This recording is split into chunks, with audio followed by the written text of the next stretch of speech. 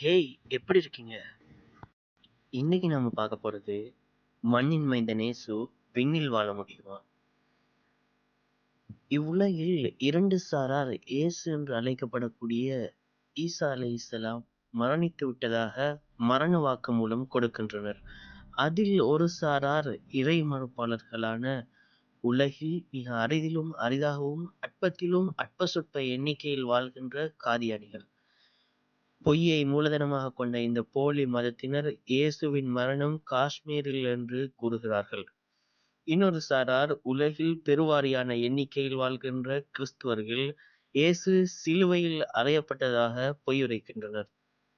அவர்கள் ஏக இறைவனை மறுத்தாலும் மரியமின் மீது மிக பெரும் அவதூறை அவர்கள் கூறியதாலும் அல்லாஹ்வின் தூதரான மரியமின் மகன் மசீஹ் எனும் ஈசாவை நாங்களே கொன்றோம் என்று அவர்கள் கூறியதாலும் இறைவன் முத்திரையிட்டார். அவரை அவர்கள் கொல்லவில்லை. அவரை சிலுவையிலும் அவர்கள் அறையவில்லை. மாறாக அவர்களுக்கு ஆள்மாறாட்டம் செய்யப்பட்டது. இதில் முரண்பட்டோர் சந்தேகத்திலேயே உள்ளனர். ஊகத்தை பின்பற்றுவதை தவிர அவர்களுக்கு இது குறித்து அறிவு இல்லை. அவர்கள் அவரை உறுதியாக கொல்லவே இல்லை. மாறாக அவரை அல்லாஹ் தன்னளவில் உயர்த்தி கொண்டான். அல்லாஹ் மிகைத்தவனாகவும் ஞானமுடையவனாகவும் இருக்கிறான் என்பதாக குர்ஆனின் 4வது அத்தியாயத்தின் 156வது வசனம் தொடக்கம் 188வது வசனங்கள் பேசிக் கொண்டிருக்கின்றது. தூய திருக்குர்ஆன் இவ்விரு சாராரின் பொய்யையும் சிலுவையில் அறைந்து விடுகின்றது. இயேசு விண்ணுலகில் இருக்கின்றார் என்று பறைசாற்றுகின்றது. இதற்கு பின்வரும் அல் குர்ஆன் வசனமும் ஹதீஸ்களும் சான்று பகர்கின்றன. அல் குர்ஆனின் 43வது அத்தியாயத்தின் 61வது வசனம் பேசுகிறது, அவர் ஈசா அந்த நேரத்தின் அடையாளமாவார். அதில் நீர் சந்தேகப்படாதீர், என்னையே பின்பற்றுங்கள், இதுவே நேர்வழி என கூறுகிறார். அவரை கியாமத் நாளில் அத்தாட்சி, அதாவது உலகம் அழியும் நாட்களுக்கு முன்னர் வருவார் என்று கூறுகின்றது. இறுதி தூதர் முஹம்மது ஸல்லல்லாஹு அலைஹி வஸல்லம் அவர்களும் நபி ஈசா அலைஹிஸ்ஸலாம் இறுதி நாள் நெருங்கும் போது வருவார் என்று கூறுகிறார்கள். அல்லாஹ்வின் தூதர் ஸல்லல்லாஹு அலைஹி வஸல்லம் அவர்கள் கூறினார்கள். அறிவிப்பவர் அபூ ஹுரைரா ரலியல்லாஹு அன்ஹு. நூல் புகாரியிலே 2222வது ஹதீஸாகவும் 2476வது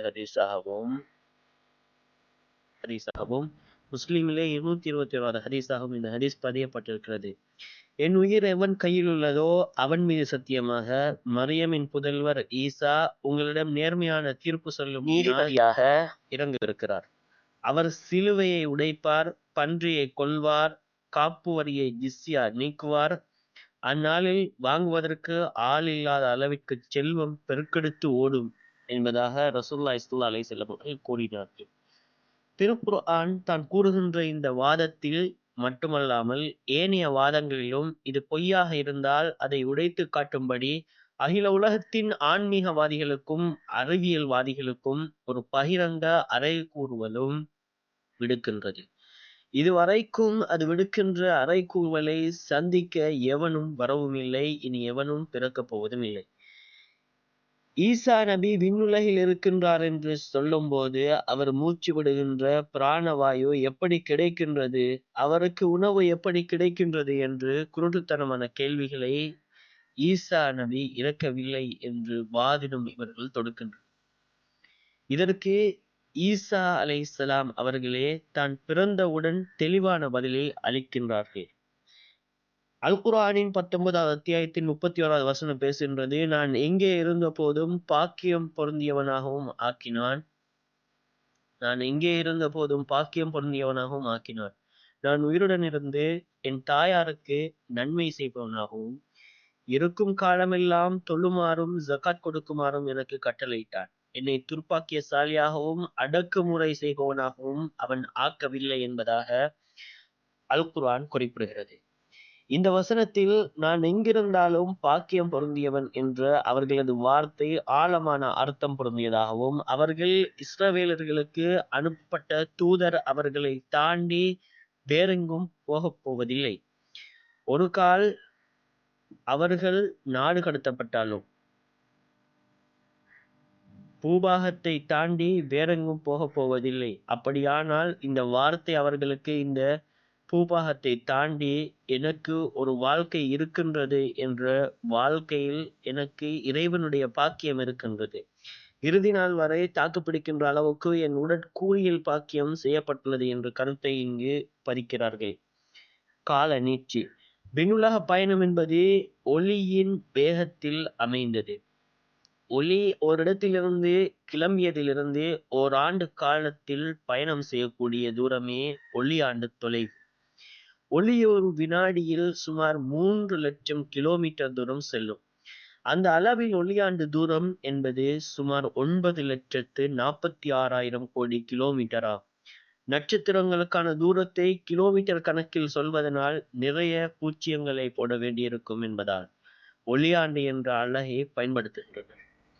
அண்ட வெளியில் உள்ள ஏதோ ஒரு கிரகத்துக்கு ஒருவர் அல்லது பலர் கிளம்புகிறார்கள். போக வர அவர்களுக்கு 5 ஆண்டுகள் ஆகின்றன. அவர்கள் பூமிக்கு திரும்புகிறார்கள்.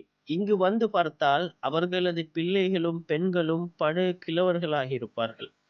விண்வெளி பயணம் செய்தவர்களை பொறுத்தவரை 5 ஆண்டுகள் தான் கடந்திருக்கும். ஆனால் பூமியில் உள்ளவர்களுக்கு 50 ஆண்டுகள் கடந்திருக்கும். இது எப்படி?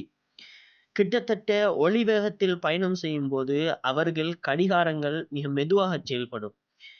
கிட்டத்தட்ட ஒளி வேகத்தில் பயணம் செய்யும் போது அவர்களின் கடிகாரங்கள் மிக மெதுவாக செயல்படும். அதாவது காலம் நிதானப்பட்டுவிடும். ஆனால் அது அவர்களுக்கு புலப்படாது. கடிகாரங்கள் மெதுவாக செயல்படும் போது இந்த கலண்டர் அப்படியாக இருந்தார். கடிகாரங்கள் மெதுவாக செயல்பட்டால் என்ன ஏற்படும்? அவர்கள் அதை அறிய மாட்டார்கள். அவர்களுக்கு ஓராண்டு முடியும் போது பூமியில் உள்ளவர்களுக்கு 10 ஆண்டுகள் ஆகிவிட்டிருக்கும். ஐன்ஸ்டீன் கூறிய கொள்கையின்படி இவ்விதம் ஏற்படும் என்று நிபுணர்கள் கூறுகிறார்கள். ஐன்ஸ்டைன் கூறியது சரிதான் என்பது பின்னர் நிரூபணமாகியுள்ளது. அண்ட வெளியில் பூமியை விட பல மடங்கு பெரிய கிரகம் இருப்பதாக வைத்துக் கொள்வோம். அதன் விளைவாக அந்த கிரகம் அதிக ஈர்ப்பு சக்தி கொண்டதாக இருக்கும். அப்படியான கிரகத்தில் கடிகாரம் மெதுவாக செயல்படும். அவர்களின் ஒரு மணி நேரம் என்பது பூமியில் உள்ளவர்களுக்கு சில ஆண்டுகளாக இருக்கலாம். இது ஈர்ப்பு சக்தியின் விளைவாக ஏற்படுகின்ற கால நீட்சியாகும். இதுவும் ஐன்ஸ்டைனின் கொள்கையின் படியானதே. எங்கோ இருக்கும் கிரகத்துக்கு செல்ல வேண்டாம். பூமியில் மிக உயரத்தில் இருந்தபடி பூமியை சுற்றுகின்ற செயற்கை கோள்கள் விஷயத்தில் மிக அற்ப அளவுக்கு கால நீட்சி நிகழ்வதாக கண்டறியப்பட்டுள்ளது.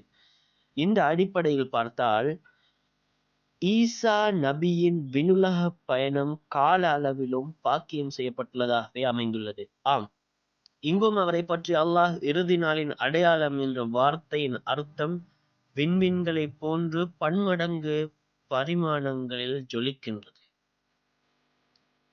இங்கும் அவரை பற்றி அல்லாஹ் இறுதி நாளில் அடையாளம் என்ற வார்த்தையின் அர்த்தம் விண்மீன்களை போன்று பன்மடங்கு பரிமாணங்களில் ஜொலிக்கின்றது. இந்த வகையில் நம்மையும் அறியாமல் நமது நாவுகள் அந்த நாயனை நோக்கி சுபஹானக், நீ தூயவனே என்று போற்றி புகழ்ந்து விடுகின்றது. இப்போது ஈசா அலைஹிஸ்ஸலாம் அவர்களுக்கு எப்படி உணவு இல்லாமல் வாழப் போகிறார்கள் என்று அறியாமை வாதத்தை எழுப்புகின்ற அறிவிலிகளுக்கு, துருவப் பகுதியில் வாழ்கின்ற சில பிராணிகளுக்கு எப்படி உணவு கிடைக்கின்றது என்ற அற்புதத்தை அறிவியல் அடிப்படையில் பார்ப்பதாக, துருவப் பகுதியில் வாழ்கின்ற சில பிராணிகளுக்கு எப்படி உணவு கிடைக்கின்றது என்ற அற்புதத்தை அறிவியல் அடிப்படையில் பார்ப்பதற்காக நீள்துயில் ரகசியம் என்ற தலைப்பில் ராமதுரை அவர்கள் தமிழ் இந்து நாளேட்டில் எழுதிய கட்டுரையில் ஒரு துருவ பயணத்தை மேற்கொள்வோம். மனிதனால் விலங்குகளைப் போல் பல மாத காலம் அன்ன ஆகாரம் இன்றி இருக்க முடியாது. மனிதனால் தொடர்ந்து பல நாட்கள் உண்ணாவிரதம் இருக்க முடியும். ஆனால் தண்ணீர் இல்லாமல் சில நாட்களுக்கு மேல் உயிர் வாழ முடியாது. ஆனால் வடதுருவ பகுதிக்கு அருகே உள்ள ஐஸ்லாந்து, கிரீன்லாந்து, கனடாவின் வடபகுதி, ரஷ்யாவின் வடபகுதி போன்றவற்றில் குளிர்காலம் வந்தால் சில வகை விலங்குகள் அன்ன ஆகாரமின்றி இயல்பாக மாதக்கணக்கில் உறங்க ஆரம்பித்துவிடும். என்ன முயன்றாலும் அவற்றை எழுப்ப முடியாது. இந்த வகை உறக்கத்துக்கு நீள்துயில் என்று பெயர்.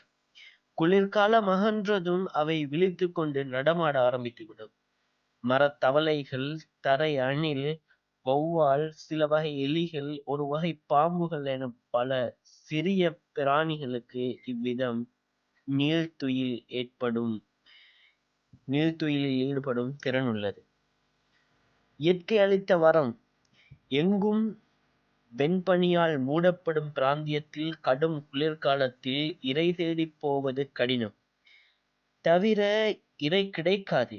எனவே குளிர்காலத்தில் உயிர் பிழைக்க இப்பிராணிகள் உணவு, தண்ணீர் இன்றி பல மாத காலம் தொடர்ந்து உறங்குகின்றன.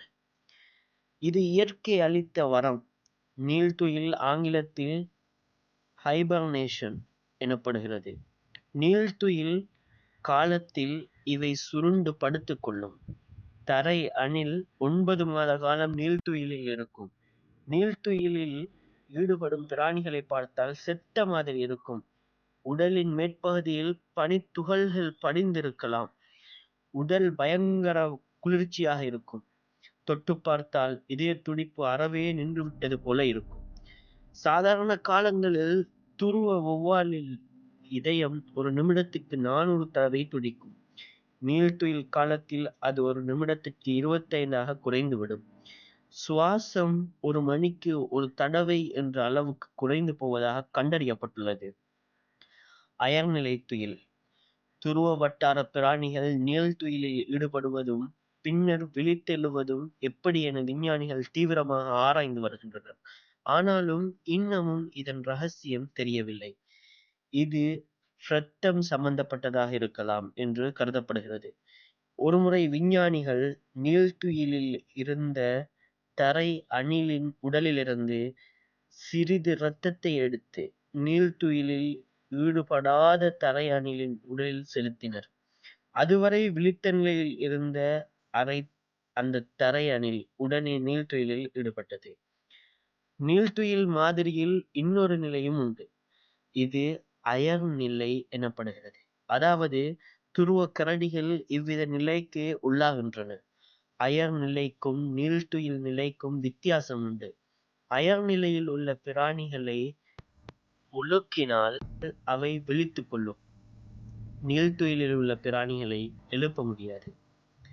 அயர் நிலைக்கு செல்கின்ற விலங்குகளும் உணவு எடுத்துக் கொள்ளாமல் பல நாட்களுக்கு சுருண்டு உறங்கும். ஆனால் குளிரிலா காலம் என்று நினைத்து நேரத்தில் அவற்றால் அயர் நிலைக்கு செல்ல முடியும். ஆங்கிலத்தில் இதை டோர்போர் என்று கூறுகின்றனர். நீள்துயில் ஆய்வு. உலகில் சில பகுதிகளில் கடும் வெயில் காலத்தில் சில வகை பிராணிகள் பெரும்பாலும் நிலத்துக்கு புதைந்து கொண்டு நீள்துயிலுக்கு செல்கின்றன. சில வகை நத்தைகள், பாலைவன ஆமை, முதலை, சில வகை தவளைகள் இவ்விதம் நீள்துயிலில் ஈடுபடுகின்றன. இந்த வகை நீள்துயிலை ஆங்கிலத்தில் எஸ்டிவேஷன் என்று கூறுகின்றனர். மனிதனால் இப்படி பல மாத காலம் ஆகாரம் என்று இருக்க முடியாது. ஒருவர் பல மணி நேரம் தொடர்ந்து உறங்கலாம். ஆனால் எப்போது உடல் வெப்பநிலை ஒரே சீராக இருந்தாக வேண்டும். இரத்தோட்டம் வழக்கம் போல இருக்க வேண்டும். இதயமும் வழக்கம் போல செயல்பட்டு கொண்டிருக்க வேண்டும். இவை அனைத்துக்கும் உடலுக்கு சக்தி வேண்டும். உடலில் சக்தி இல்லாமல் கஹ்வாசிகள் தூங்கியது இந்த வகையில் ஒரு அற்புதமாகும். நீண்ட விண்வெளி பயணத்தின் போது விண்வெளி வீரர்களை துருவப்பகுதி பிராணிகளைப் போல் நீள்துயிலில் ஈடுபடச் செய்தால் பல வகைகளிலும் வசதியாக இருக்கும். இந்த நோக்கில் நாசா 1950களில் நீள்துயில் குறித்து ஆராய்ச்சி நடத்தியது. ரஷ்யர்களும் இவ்வித ஆராய்ச்சியில் ஈடுபட்டனர். செவ்வாய் கிரகத்துக்கு விண்வெளி வீரர்களை அனுப்ப திட்டமிட்டுள்ள நாசா இப்போது மறுபடியும் நீள்துயில் பற்றி ஆராய்ச்சியில் ஈடுபட்டுள்ளது. செவ்வாய்க்கு ஒரு விண்கலத்தில் கிளம்பினால் போய் சேர 8 மாதங்கள் ஆகும். விண்கலத்தில் 6 பேர் ஏறி செல்வதாக வைத்துக் கொள்வோம். இந்த நேரத்தில் 4 பேர் துயிலில் ஈடுபடுவதாக வைத்துக் கொண்டால் சாப்பாட்டு பிரச்சினை உட்பட பல பிரச்சினைகள் தீர்க்கப்பட்டுவிடும். விண்கலத்தில் 2 பேருக்கு 8 மாத காலத்துக்கான உணவு இருந்தால் போதும். எனவே விண்கலத்தில் ஏற்றிச் செல்ல வேண்டிய உணவுப் பொருட்களின் அளவு குறையும். அந்த அளவில் எடுத்துச் செல்ல வேண்டிய எடை குறையும். எதிர்காலத்தில் அண்ட வெளியில் எங்கோ இருக்கின்ற ஒரு கிரகத்துக்கு செல்ல பல ஆண்டு பயணம் செய்ய வேண்டிய அவசியம் ஏற்படலாம். எவ்வித பயணத்துக்கும் நீள்துயில் ஏற்பாடு மிகவும் உதவும். நீள்துயில் பயன்கள்: உணவு தேவை மட்டுமன்றி விண்கலத்தில் ஆக்சிஜன் தேவையும் குறைந்துவிடும். ஏனெனில் நீள்துயிலில் ஈடுபட்டவர்களின் சுவாசம் குறைவாக இருக்கும். தவிர விண்கலத்தில் சேரும் கழிவுகளும் குறைவாக இருக்கும். படத்துருவ பகுதியில் நீள்துயிலில் ஈடுபடும் பிராணிகளின் உடலிலிருந்து கழிவுகள் வெளியாவதில்லை. மனிதனால் நினைத்த போது நீள்துயில் நிலைக்கு செல்ல முடியும் என்றால் அது பெரும் புரட்சியாக இருக்கும்.